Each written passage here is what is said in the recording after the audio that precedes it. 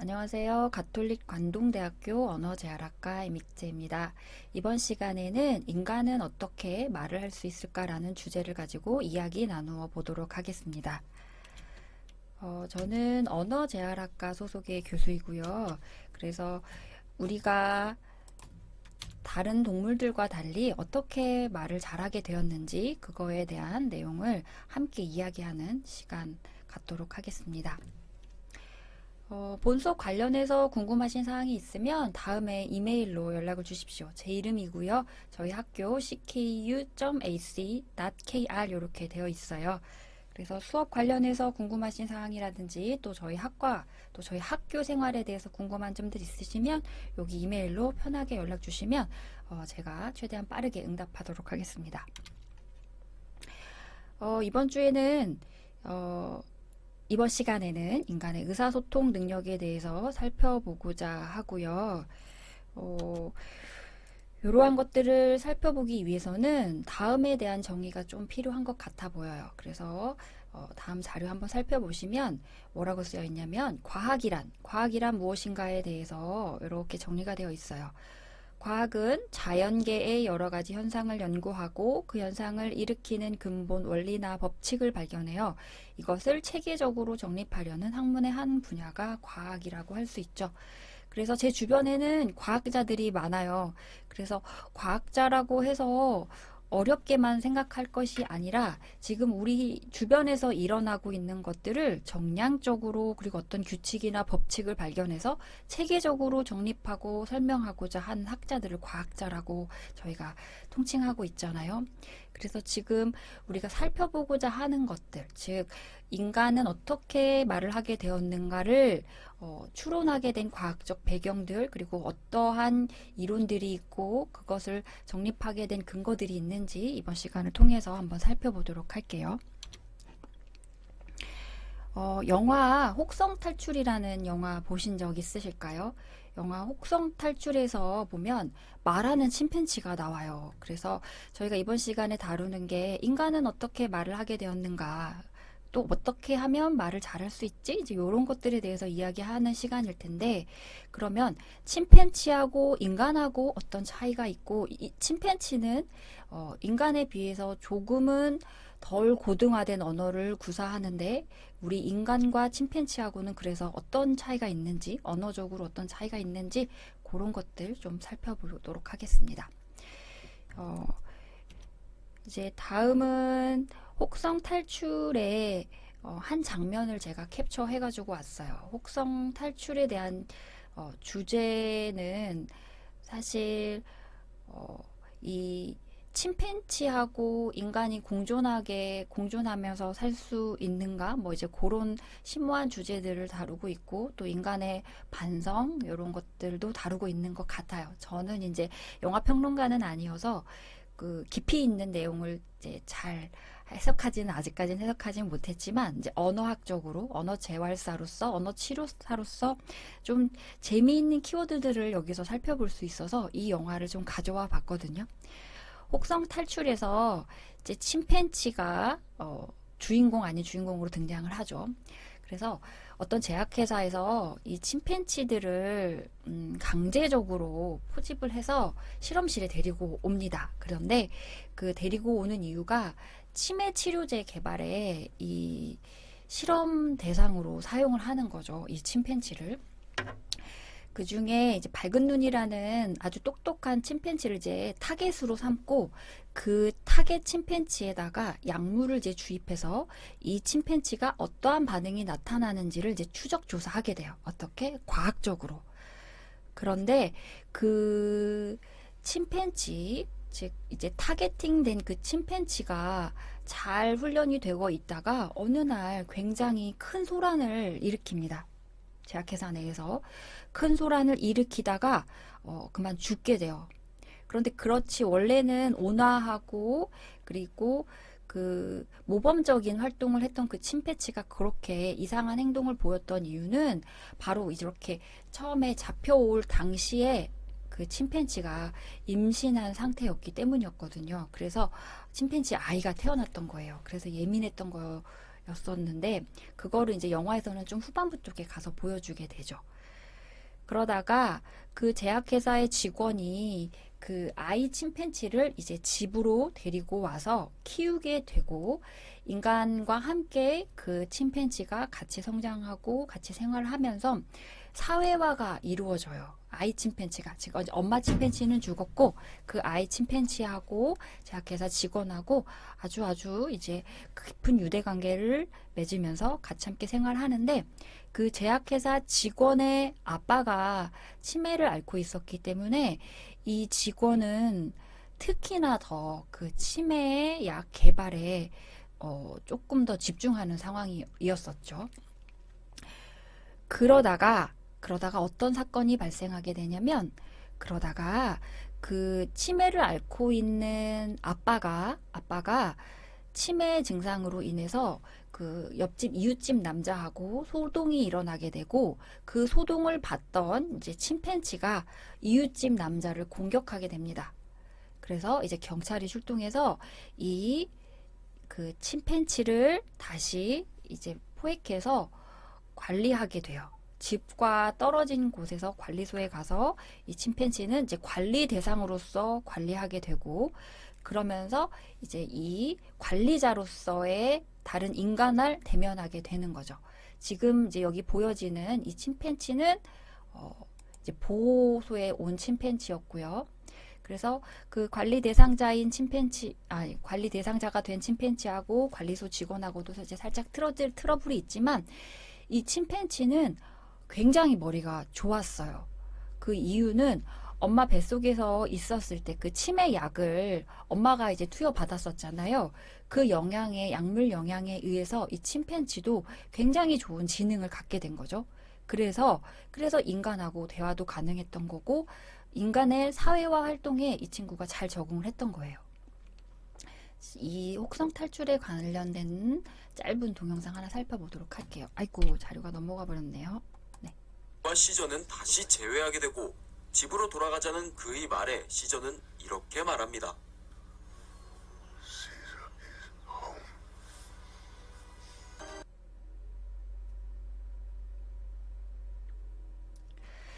자, 다음 동영상은 어떤 거였냐면 어린 시절에 이 이제 제약회사 직원이거든요. 이 직원하고 어린 시절에 침팬지가 이 공원에 놀러 와 있었어요. 그러다가 이 침팬지가 관리소에서 적응이 너무 어렵고 관리소 자체의 생활은 너무 가혹했죠. 사회화 이제 가정 내에서 인간과 잘 살 수 있었던 침팬지를 고등의 동물을 하등의 동물처럼 취급을 했기 때문에 이 침팬지는 그 관리소의 생활이 너무 어려웠어요. 그런데 머리가 너무 좋았기 때문에 그 관리소 직원의 비밀번호를 누르는 거라든지 도구를 사용해서 그곳을 탈출해서 결국 이제 예전에 왔었던 이 공원에 와서 몰래 숨어 살게 되는 거고 이 직원이 와서 미안해, 내가 그동안 너를 데려간다고 여러 번 시도했지만 너를 데려가지 못해서 사과를 하고 이제 집에 가자고 하니까 이 침팬지는 사실 얘 이름이 시저라는 침팬지거든요. 시저는 가지 않겠다고 하죠. 시저의 집은 이제 여기야. 그리고 인간의 마음을 이제 벌써 알아버렸어요. 보호소에 있을 때 여러 번 나를 데려간다고 했지만 실제적으로 적극적으로 집으로 데려가진 않았었거든요. 못했거든요. 그래서 그거에 대해서 이제 인간의 행동 양식을 이제 완전히 파악을 한 거죠. 고등의 지식을 가지고 있는 침팬지였기 때문에. 그래서 좀 이제 저는 좀 안타깝고 좀 속상한 내용의 일부 조금 마음이 아프기도 했었어요. 이제 그런 내용이었고요. 제가 동영상 자료를 많이 첨부할 수 없었던 점 양해 부탁드리고 유튜브에 보시면 짧은 줄거리들이 조금 정리가 되어 있는 것들이 있더라고요. 혹시 내용 궁금하시면 그 부분만 살짝 발췌해서 보시는 것도 괜찮을 것 같습니다.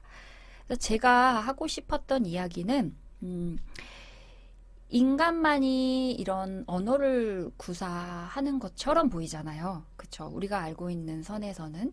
그런데 혹성 탈출에서 보니 그럴 법하게 침팬지라는 유인원이라는 동물도 어쩌면 자기들끼리 의사소통을 할 수도 있겠구나.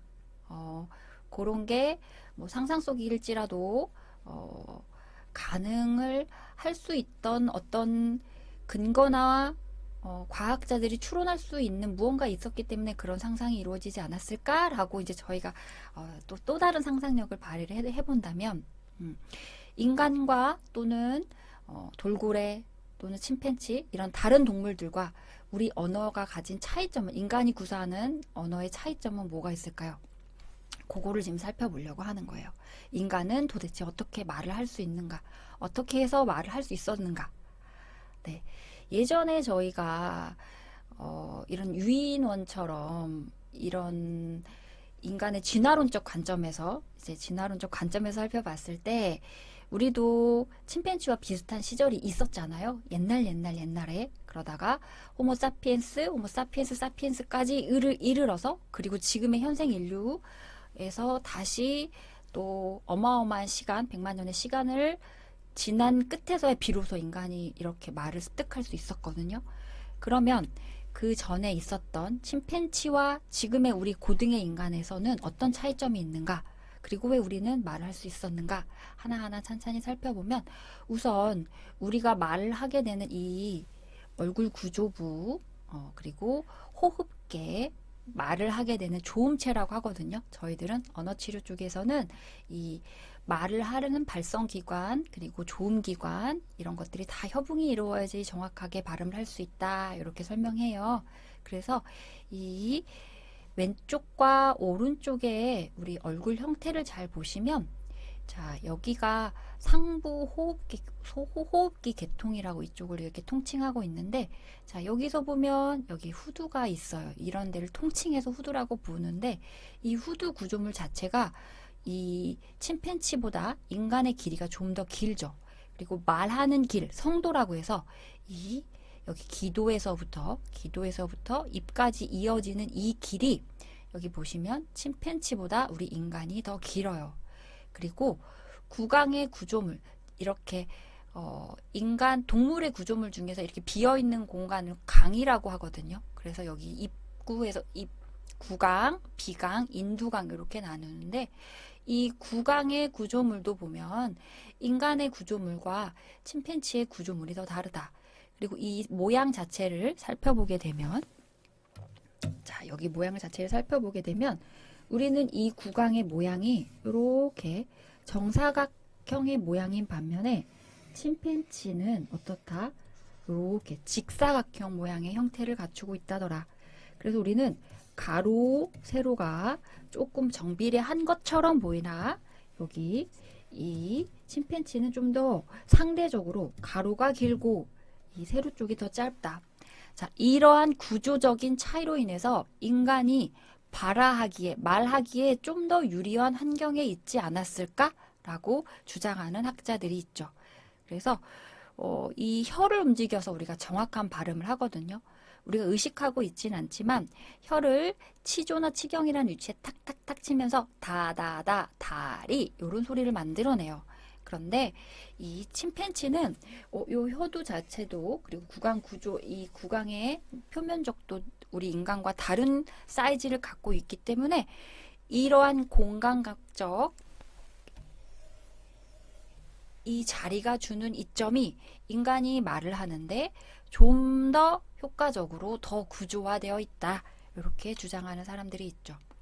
자, 대결 1라운드. 그럼 제가 벌써 답을 말해버리긴 했지만, 침팬지와 인간 중에 그러면 말하기에 더 쉬운 구조물을 가진 침팬지가 더 유리한가? 구조물의 이 형태나 외형적으로 봤을 때 어떤 게 더 유리한가? 대결을 붙여봤더니 바로 누가 더 좋았다더라? 네, 인간이 더 좋을 수 있다더라 라고 이제 주장을 하는 거죠. 자, 대결 1라운드. 누가 더 발화에 가장 적합한 해부학적 구조를 가졌는가? 침팬지 대 인간. 자, 침팬지는 소리를 만들어내는 성도가 짧아 몸과 자음을 자유롭게 만들어내지 못하더라. 그리고 유인원과 다른 발성기관을 우리 이제 인간이 갖게 되었다고 했잖아요. 그 과정에 대해서 우리 뛰어난 과학자들이 유전자 연구를 시작하게 됐습니다. 과학적 접근을 하게 됐죠. 자, 이래서 좀 더 정밀한 분석을 하게 됐는데, 자, 여기 보세요. 침팬지, 자, 왼쪽은 침팬지고 오른쪽은 인간의 모습인데, 아까 말씀드린 것처럼 이 인두의 구조물의 사이즈도 다르고, 자, 이쪽이 지금 인두거든요. 인두 인두라고 하고 밑에 쪽을 후두라고 하고요. 자, 이 영역 사이즈 자체가 어때요? 모양 자체가 지금 다르죠. 그래서 우리는 이런 인두강, 후두강, 또 이쪽 안쪽에 비어있는 공간을 강이라고 했는데 여기는 비강 이렇게 표현해요. 인두강, 후두강, 비강. 자, 이 공간들에서 어떤 일이 일어나냐면 공명이라고 하는 아주 멋진 생리학적 현상들이 일어나요. 우리가 동굴 속에 들어가거나 목욕탕에 갔을 때 내 소리가 이 예전 바깥에서 다른 예전에 들었던 소리와는 달린 울림 소리가 나잖아요. 이제 그런 것들이 공명이거든요.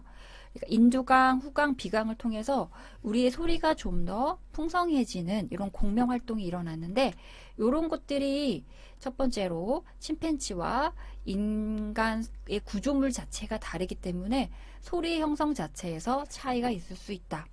그리고 우리는 혀를 움직여서 정확한 소리를 내는데 조음체를 적절히 움직여서 정확한 발음을 발화해서 만들어내야 되는데 침팬지는 그게 어려웠다더라.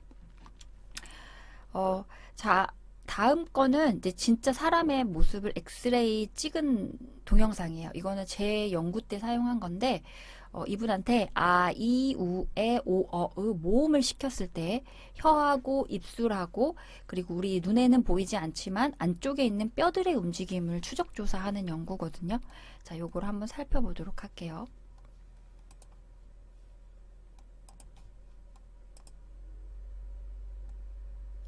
자, 여기 이제 움직이는 게 보이시죠? 자, 이분 지금 이 하고 있어요. 이, 우, 입술 보이실까요? 저는 소리가 안 들려도 알아요. 이분은 지금 하고 있고요. 오,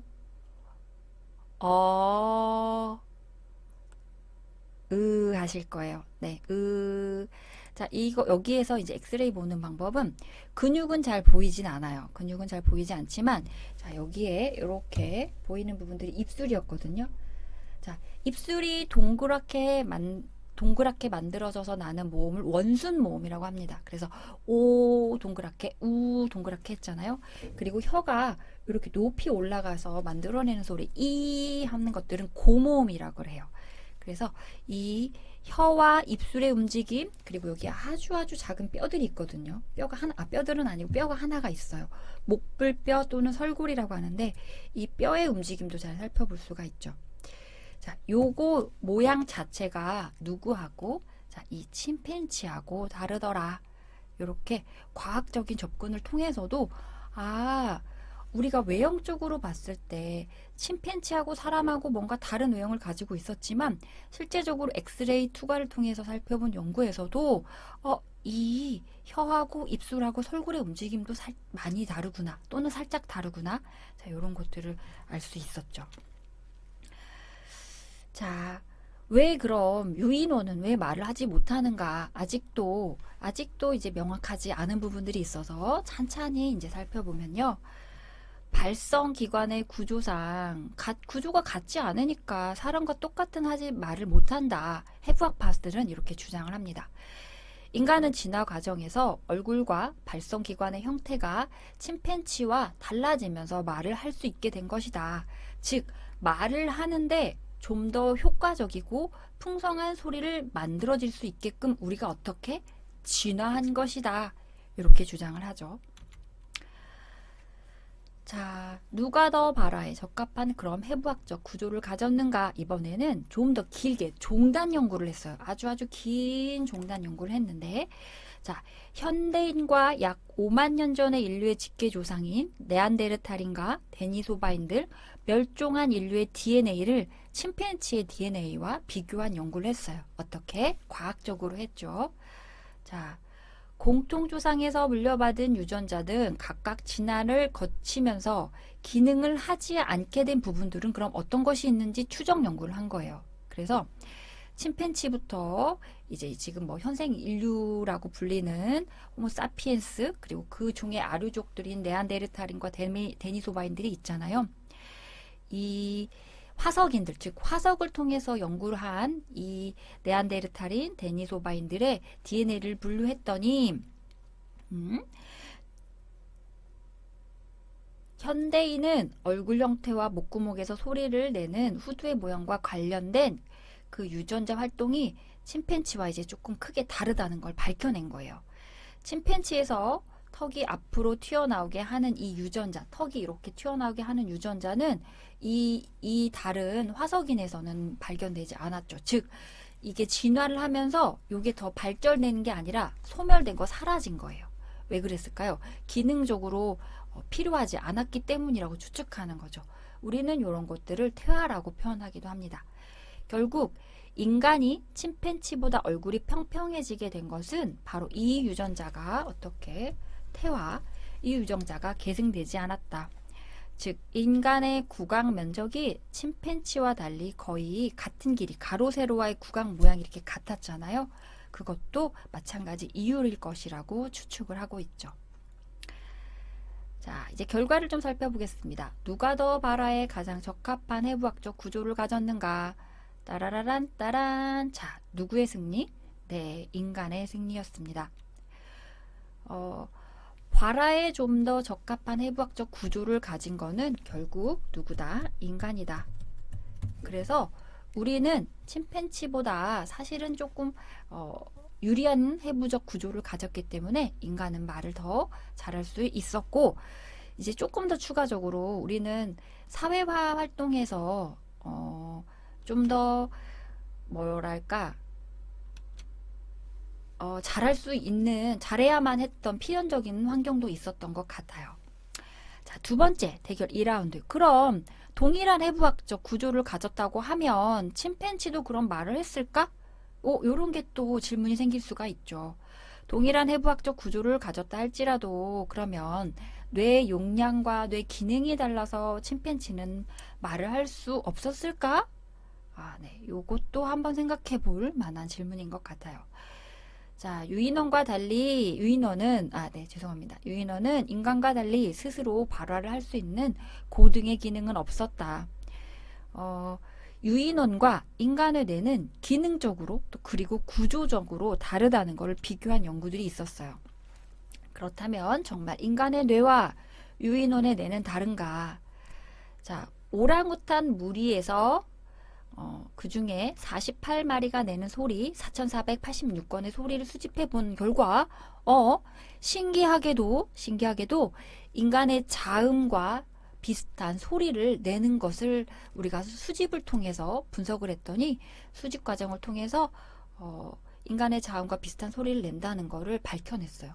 우리 인간은 19개의 자음, 우리 인간이라기보다는 한국인은 19개의 자음을 사용해서 발화를 하거든요. 그런데 오랑우탄들도 우리 자음과 비슷한 소리를 내더라는 거예요. 이게 무슨 말이지? 우리 뇌와 유인원의 뇌는 달라서 유인원은 말을 못할 줄 알았는데, 특히 자음이나 모음, 자음이 가지는 변별자질의 특징이 없어서 자음으로서의 특징을 잘 구사하지 못할 것 같았는데 그런데 다른 결과가 나타났죠. 자, 두 번째 연구.